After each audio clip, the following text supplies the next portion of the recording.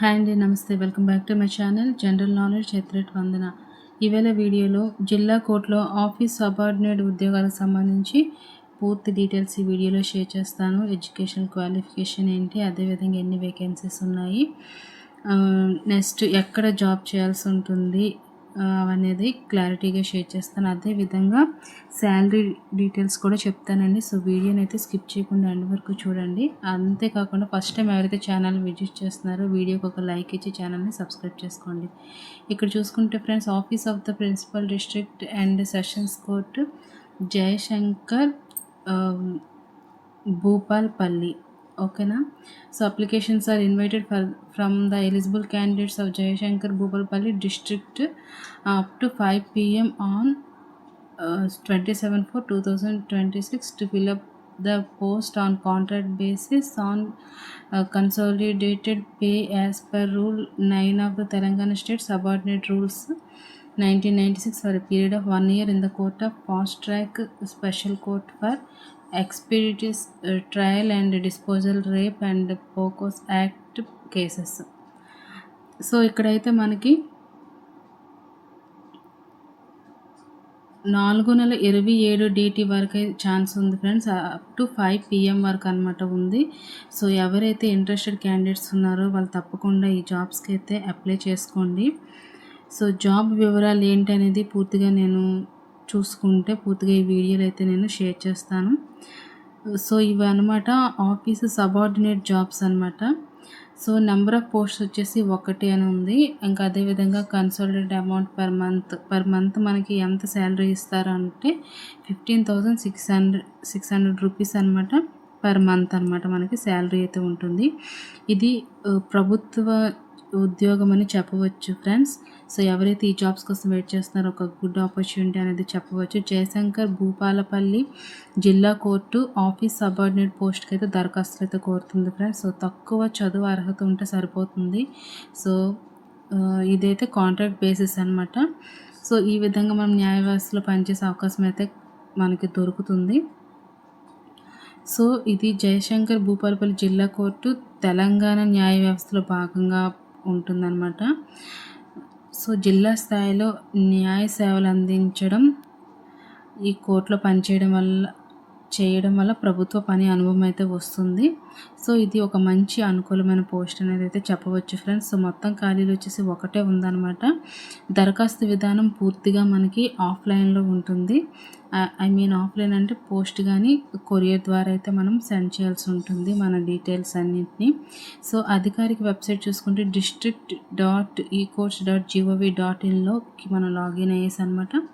ఇంకా ఏమైనా details doubts కానీ చూసుకుంటే పూర్తిగా ఆ వెబ్సైట్లో మనం ఆ వెబ్సైట్ ఓపెన్ చేసి అయితే తెలుసుకోవచ్చు ఫ్రెండ్స్. సో ఇది పూర్తిగా కాంట్రాక్ట్ బేసిస్ జాబ్ అనమాట. 1 year డ్యూరేషన్ అనేది ఉంటుంది. సో మెయిన్ ఏం పని ఉంటుందంటే ఫైల్ మోయడం, రికార్డు సెక్షన్లకి చేర్చడం, నెక్స్ట్ ఆఫీసర్లకు అవసరమైన సహాయం చేయడం వంటి పనులు అనమాట ఈ జాబ్లో అయితే మనం చేయాల్సి ఉంటుంది. సో ఇది క్రమశిక్షణతో కూడుకున్న వర్క్ అనమాట.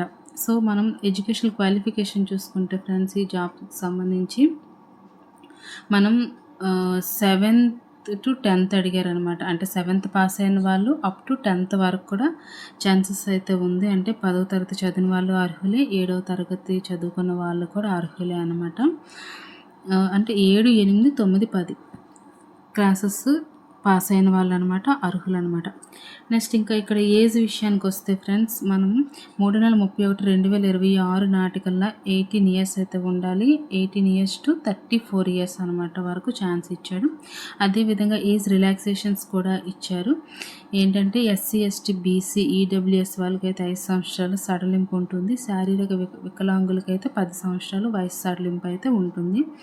నెక్స్ట్ శాలరీ చూసుకుంటే నేను ఆల్రెడీ చెప్పాను, శాలరీ వచ్చేసి మనకి 15,600 రూపాయలు అనమాట నెలకి ఇస్తారు. ఇది 1 సంవత్సరం పాటు చేసుకునే ఉద్యోగం అనమాట. సో కానీ సంవత్సరం పాటు అయినా కానీ నెలవారీ ఆదాయం మాత్రం అంటే మంత్లీ శాలరీ మాత్రం ఎక్కడ స్కిప్ అయితే చేయరండి, మంత్లీ శాలరీ ఇచ్చేస్తారు. సో ఇది సెలక్షన్ ప్రాసెస్ చూసుకుంటే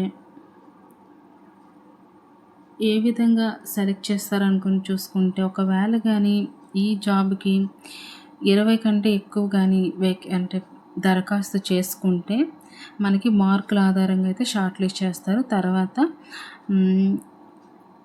ఇంటర్వ్యూ అయితే నిర్వహిస్తారండి. ఎక్కువ పోటీ ఉండకపోవచ్చు కాబట్టి అర్హత ఉన్న వారికి మంచి అవకాశం ఉంటుంది. ఇంటర్వ్యూ కూడా చేస్తారు. ఓకేనా. నెక్స్ట్ ఎలా దరఖాస్తు చేసుకోవాలి. ఇది టోటల్గా ఆఫ్లైన్లో ఉంటుంది కాబట్టి మనకి ఫస్ట్ దరఖాస్తుని మనం డౌన్లోడ్ చేసుకున్నాక చదువు certificates, next date of birth certificate, కులం సర్టిఫికేట్, నెక్స్ట్ ఉపాధి నమోదు కార్డు, స్థానిక నివాస ధృవీకరణ పత్రాలు అయితే జత చేయాల్సి ఉంటుంది. దాంతోపాటుగా అనమాట మనం 25 రూపీస్ పోస్టల్ స్టాంప్ కూడా దానికి అంటించానమాట. ఆ చిరునామా రాసిన కవర్ కూడా అయితే మనం జత చేయాల్సి ఉంటుంది. అన్నీ ఒక కవర్లో పెట్టనమాట. ఇది ఆఫ్లైన్ కాబట్టి మనకు ఆల్రెడీ ఒక చిరునామా అయితే ఇస్తారు ఫ్రెండ్స్. సో దానికనమాట మనం అడ్రస్కి అనమాట మనం సెండ్ చేయాల్సి అయితే ఉంటుంది. ఆ చిరునామా చూసుకుంటే ఫ్రెండ్స్, ఇది principal district and sessions judge, జిల్లా కోర్టు, జయశంకర్, భూపాలపల్లి అనమాట. సో ఈ అడ్రస్కి అయితే మనం మన డాక్యుమెంట్స్ అన్నిటిని అయితే సబ్మిట్ చేయాల్సి ఉంటుంది. సో దరఖాస్తు చేసుకోవడానికి చివరి తేదీ చూసుకుంటే 27 వరకే ఛాన్స్ ఇచ్చారు ఫ్రెండ్స్. సో 27